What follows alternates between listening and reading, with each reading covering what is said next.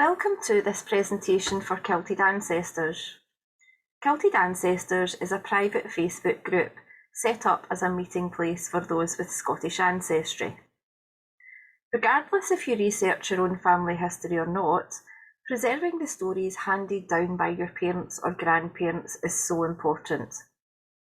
The group is an amazing place to not only share the challenges faced in your own research, but to obtain inspiration to tell the story of your own family's journey. 2022 is Scotland's Year of Stories, and during this year, Claire Wilson and Christine Woodcock will be bringing a whole host of free events and activities to group members, many of them via Facebook Live events.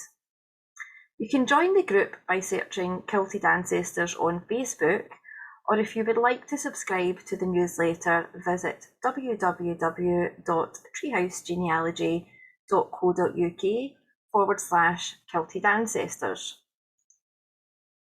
Taking things that bit further, Claire and Christine have also set up a quarterly virtual conference named Kilted Culture, which again embraces Scotland's Year of Stories. This is based on 4 separate themes and has some really amazing guest speakers.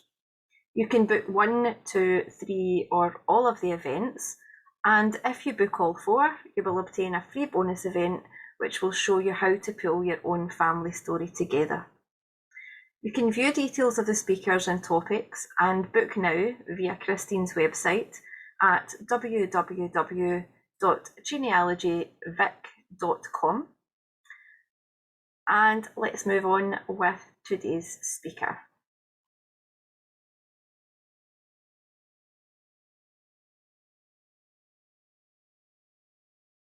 Okay. Hi there, everybody. Thanks, Claire, and thanks, Christine, for having me along. It's a pleasure to be here. I was born in Glasgow and brought up, still live here, and have researched my family history for many years. In 2021, I self-published a novel called Seeking You Shall Find Me, which tells the story of my great-grandfather's sister, Jane Anderson. However, her story was already there in the documents relating to her, just waiting to be found, just waiting to be told. But I'd like to share with you now how I discovered the details which led to the book. The first time I became aware of Jane was when she was mentioned in this poor law relief application made by my great-grandfather John in 1896. Slide 1. Poor law applications are an extremely helpful way of finding things out about your family, because they had to give so much information to get any help, financial help, or outdoor or indoor relief. There's a wealth of information on them. And what I would say to you is this one gives lots of personal details, which I won't go over, but they're there about the family, about their ages, about where they lived and so on. But it's always worth reading the document thoroughly. The next slide, please. This is from a later page in the same application, which was added to in 1897. And there's a reference there on this page, which you can see in the red circle, that he had a sister, Jeannie, as he called her, having been sent to Canada by couriers. And this was the first time I had heard this name at all. When I saw it, I was astonished because I knew nothing about these arrangements with couriers, and I then began to research her. So she was born in 1870 and she was called Jane. Now, over the years and throughout the research, her name changes because there are all sorts of variations on Jane. But she was born Jane in Glasgow in 1870. The next slide is an application on behalf of Jane herself for poor law relief. And the reason for it is that she has been orphaned. So it gives you her age 7 and tells you that she's an orphan. And on the next page, we can see that they have decided to hand her over to her sister, Helen. Helen was the eldest daughter in the family and Jane was the youngest member of the family. And so they released her from care into Helen's hands. Now, when you read the book, you'll see that that didn't work out well. And of course, the next thing that I heard was that she'd been sent to Canada. So at that point, I contacted couriers who are based in Bridge of Weir, where their cottage homes were. giving them dates that were relevant to Jane, and they were extremely helpful. For a donation, they sent a covering letter and this record on Jane, which is the next slide. And it's from March 1878. It gives the reason for her entering their shelter, which at that time was in James Morrison Street in Glasgow, and why her siblings couldn't take her in. This record is updated over the following years, showing, for example, her removal to the cottage homes at Bridge of Weir, the date that she was then sent to Canada and to whom she was sent. And there are some reports on her from Canada, and much, much later, we hear that she is now Mrs. William Andrews, so it gives her husband's name. So all of that was extremely helpful in tracing her. Now, the next slide, again, just to show you the wealth of information that Quarriers documented, there's an entry in May 1879, not just for Jane, but for lots of children, saying that she returned that day to James Morrison Street before sailing for Canada. And it mentions the name of the ship, which again is extremely helpful. It was called the Nestorian, and the dates and so on that she left Glasgow. Now, the next slide I put in just because it's of interest, that they have all these details about the children and what dates they came in and so on. But if you look in the top right-hand corner, the head of that column is how disposed of, which I thought was kind of interesting language. It's how they managed to dispose of these problem children, if you like. So I found that a wee bit difficult. But anyway, it says, you'll see one of the ones near the top is also Anderson, no relation at all, but he's disposed of because he ran away, right? Jane is disposed of by being sent to Canada. The next slide shows the ship's record from the Nestorian, and it's fairly illegible, but where it's circled in red is where Jane appears. The next slide is clearer. It's the passenger list transcription from Ancestry, and shows you in clearer detail where she went, when she went, and so on. Now, the next slide refers to documents that Quarriers printed basically every year. And it's called a narrative of facts. Now, they're big tomes, if you like. They're easily downloaded, though, on the internet. And I simply asked for the one for the year that Jane was sent away. So this is what appears on the front of it, but it's basically a journal of the day-to-day business of Quarriers Homes, as it was called at the time. Monies that were raised, expenditure and so on, and where children were sent away, when they were sent away and so on. The children are not mentioned by name, and even the donors are not mentioned by name. Sometimes it's just initials, sometimes it just says, a friendly benefactor and so on. So there are no actual names and there are no photographs of children. The image in the front are drawings of children, who were in the home. Now, slide 11, the next one, is an extract from the narrative of facts. And the important thing in this one is the picture in the top left here, which is an image of the James Morrison Street refuge as it was. And you'll see next to it the church, which then became St Andrews in the Square and then became a music venue and so on. So the actual building that she was taken to as a refuge is still there. It's now a residential building. It's now fairly expensive flats and so on, but you can still see it in James Morrison Street in Glasgow. And lots of these others, which I don't plan to go into, but again, it's details of funding. And he talks a lot about the progress of the cottage homes at Bridge of Weir. And that's all quite interesting stuff because they were just being built and they were funded purely by donations from people in the public. The next slide is not from the Nestorian in that particular year, and it's taken from a book about William Quarrier, but it shows him on a ship with a party of children heading for Canada.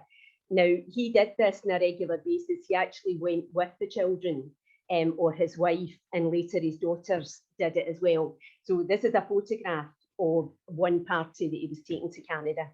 in the same kind of situation as Jane Anderson would have been in. Okay, the next one is a copy of the front cover of the book that I wrote about her. So basically, when I had reconstructed Jane's story and added in conversations, I made up wee pals for her because I couldn't know about that, and tweaked a couple of details. But I produced the novel, which is largely based on her life in Scotland. So you can see the front cover here, and again, that's James Morrison's street home that's in it, and an image of her brother taking her in and so on. So that was the outcome with which I was very pleased. And basically, I did it first of all for friends and family, but people enjoyed it and said, you know, why don't you sell it? So I self-published and, you know, marketed it myself. And it's now available. It's available on Kindle worldwide. It's also available from Waterstones. And if you live in Glasgow, WH Smith and Circuit Hall Street have it. Various other wee bookshops like Carlton Books and Good Press, that kind of thing. So it is widely available. Now I've got another wee 3 slides that I could do very quickly. Claire, is that okay? Right, if you've read the book at all, the next slide is an image of Shipka Pass, which is mentioned quite a lot in the book. It's where the Andersons lived and so on, and it was off London Road in the East End. The next slide shows Jane, and I was able to research her, you know, over as you know, into Canada, with the help of Ancestry and also the Ontario East British Home Child family group, who make it their business to research people who went there. So this is a photo of Jane in later life with her husband. And the last slide shows 2 of her daughters. She had 4 daughters, and these are 2 of them. Okay, so that's the story, edited highlights, but there it is. So thank you very much for listening to my presentation. That's fab. I love those. I love those pictures at the I know, end. that'd be great. I know, I just love them myself. So That's good to get the photographs as well. yes, yes. It was But I a mean, great granddaughter who lives in, is it Paris, Ontario? That Yep. Actually, you know what? That's the name. It's 15 minutes for me, and that's where I go to walk on the trails and to take the dogs out. Really. Well, her great granddaughter lives there, and it was she who provided the photographs for me. Ah, very good. That's Very fab. good. I mean, I was quite amazed actually when you look at the Quarriers records, how much information is held in They're that. really It just shows. really extensive, you know, and thank goodness for it, you know, all the detail you get. It's wonderful. Well, that's it. I mean, it's that story is now, yeah, it's going to live on. Yeah, well, hopefully. You know, it's going to live on. What became, And I mean, you know, nobody knew about my mother, and it would have been her kind of great aunt. None of her generation were aware of this wee girl at all, because she was obviously sent off when she was 7, and just basically nothing happened after that. There was no contact.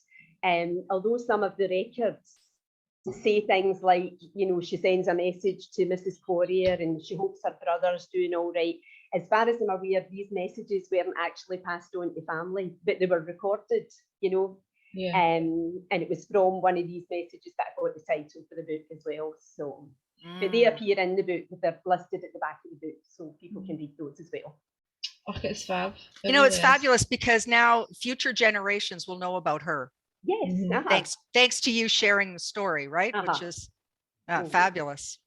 Fabulous. And it's gone down a treat in the family. I've actually got about 30 odd Anderson cousins, you know, so it's opened up a whole network of people trying to find out what was going on. Nice.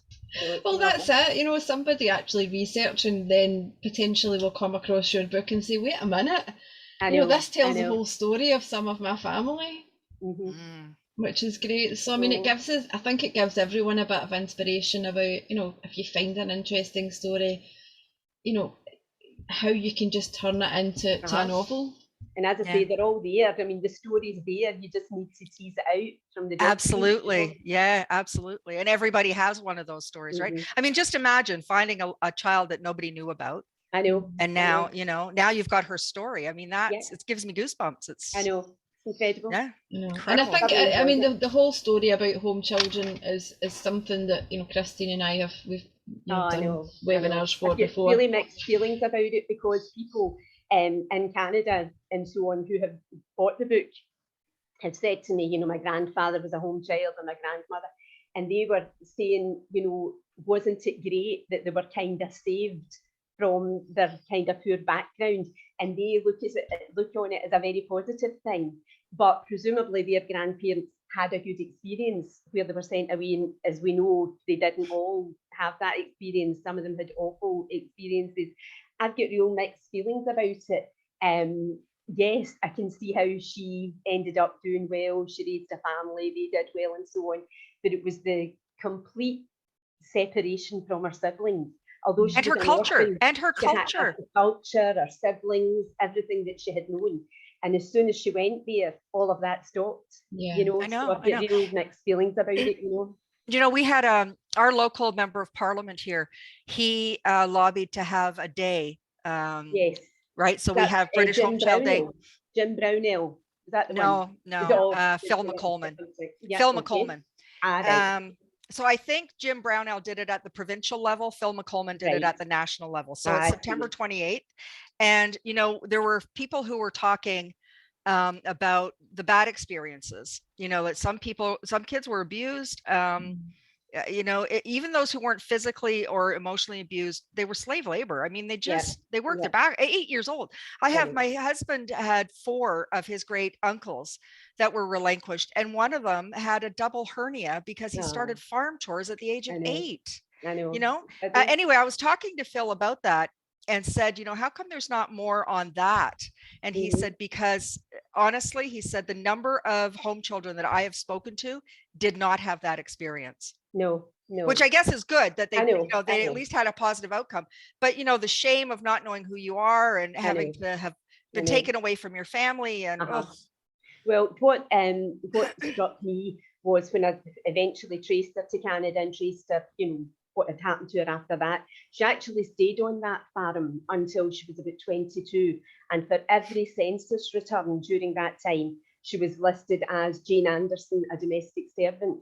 But when she got married, I think because she wouldn't at that stage have known who her parents were, she married as Janie O'Brien, and she listed her parents as the people who had brought her up.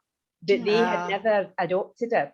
And she had been her own name as a domestic servant up to that point. Yeah. But so interesting. I mean, that shows the connection that, you know, they were like a mom and dad to her. Yeah. Which is kind of the next best thing as far as she was concerned. She never changed her name. She was never known as anything other than the domestic servant, you know. Yeah. But clearly, I mean, some of them, you know, some of the censuses that you look at, Annette, they'll say homeboy or you know, home child, or so at least, or farm boy. At least she had domestic servant, which is a wee bit.